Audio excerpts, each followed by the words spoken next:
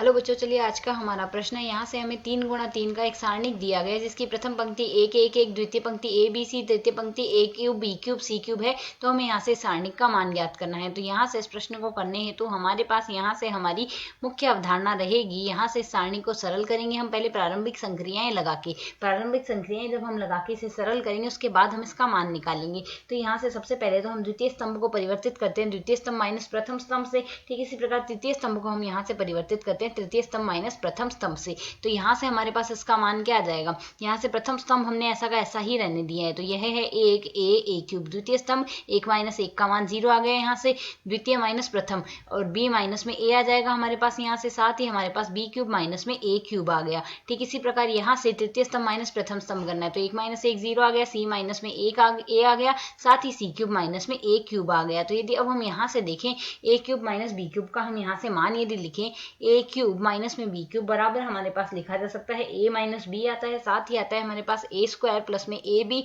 गुणा में आता है b प्लस में आएगा b स्क्वायर। तो यदि अब हम यहाँ से देखें तो हमारे पास यहाँ से इस पद का मान क्या आ जाएगा। इसमें यदि हम द्वितीय स्तंभ में से b माइनस ए उभयनिष्ठ ले सकते हैं, ठीक इसी प्रकार तृतीय स्तंभ में से c माइनस ए हम यहाँ से उभयनिष्ठ ले सकते हैं। तो बाकी बचे हुए पद में हमारे पास मान आएगा और एक a। तो यदि हम यहाँ से इसे सरल करें मान आएगा a क्यूब। ठीक इसी प्रकार यहाँ से दूसरे स्तंभ में मान आएगा 0 1 और यहाँ से आ जाएगा हमारे पास a स्क्वायर प्लस में ए बी प्लस में आ जाएगा हमारे पास यहाँ से b का स्क्वायर। ठीक इसी प्रकार तीसरे स्तंभ में मान आएगा 0 1 और यहाँ से आ जाएगा a स्क्वायर प्लस में c स्क्वायर प्लस में ए सी, यही मान आएगा यहाँ से।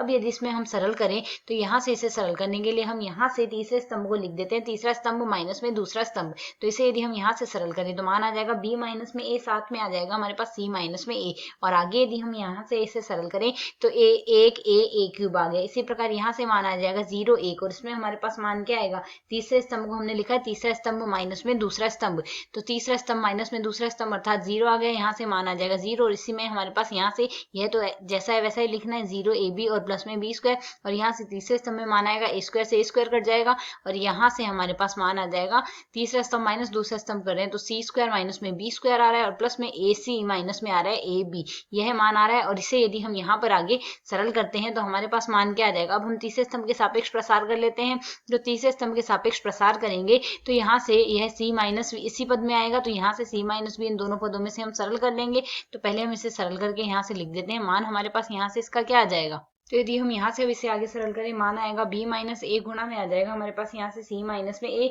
और यहाँ से हमारे पास इसको सरल करने पर मान आ जाएगा c स्क्वायर।